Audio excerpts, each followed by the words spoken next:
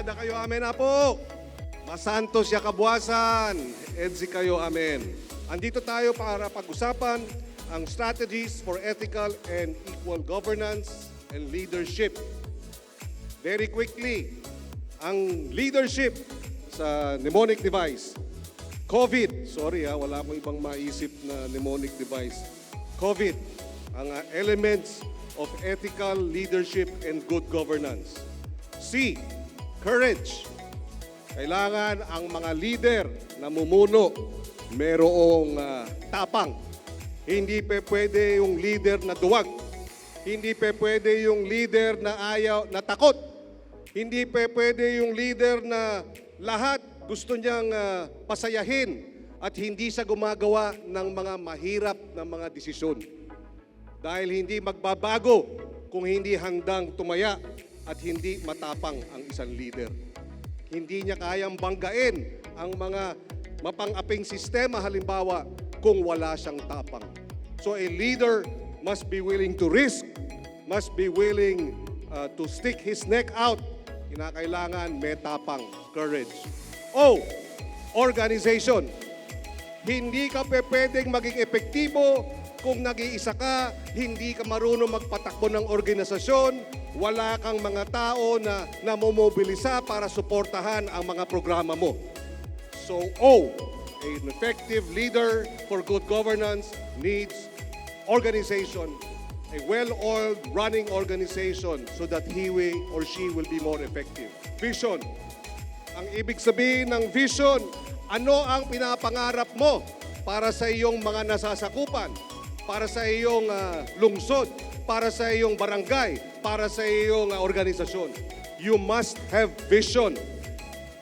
And the vision must be precisely to move with courage, to move with organization towards a better place. Ano yung vision namin nung nakaraang halalan? Gobyernong tapat, angat buhay lahat. A vision that will bring communities away from poverty, away from disempowerment, towards progress and development through good governance. COVID, integrity. A leader must have integrity. Hindi pwede yung iba ang sinasabi, iba ang ginagawa. Walang integrity yun. Bolero yun. Huwag paniwalaan, ibasura ang mga walang integridad. Paano natin paniniwalaan ang nagsasabing, galit ako sa korap, pero grabe pala kung manigil. Paano natin paniniwalaan ang isang leader kung walang integridad, kung binubulsa ang confidential funds? A leader must have integrity.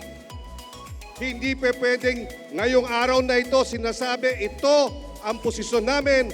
Bukas, dahil bago na ang ihip ng hangin, iba na ang posisyon. Nabanggit yung Pogo kanina. Nung kami ay nasa Senado, 3 senador ang tumutol sa Pogo. Sabi namin, hindi dapat yan binubuwisan. Ang dapat sa Pogo, pinagsasasara lahat dahil matindi ang pang-aabuso dyan at kawalan ng respeto sa batas. 3 lang kami. Senator Risa, Senator Drilon, at ako po, Senator Kiko. Ngayon, nagbago na ang administrasyon. Dati kasi yung administrasyon talagang tinutulak itong Pogo, kaya lahat ng ibang senador, sige na rin. Ngayon, dahil hindi na tinutulak ang Pogo, ayun, iba na ang posisyon. Kontra na rin. Dahil iba na ang hihip ng hangin. Tama ba yun? Walang integridad. Hindi dapat sinusuportahan ang mga leader na walang integridad. And finally, D, discipline. A leader must have discipline and diligence. Disiplinado ang leader. Hindi pwedeng nagigising ng 3:00 ng hapon. Kinakailangan marunong gamitin ang oras at panahon para tiyakin na ang kanyang pamumuno ay nararamdaman.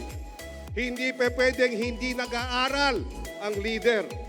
Nung ako ang naging chairman ng Senate Committee on Agriculture noong 2010, kung ano yung dami ng binasa ko na libro bilang abogado para maghanda sa bar, ganun din ang dami ng libro na binasa ko para mapag-aralan at malaman ang samut-saring mga issue ng agriculture at fisheries.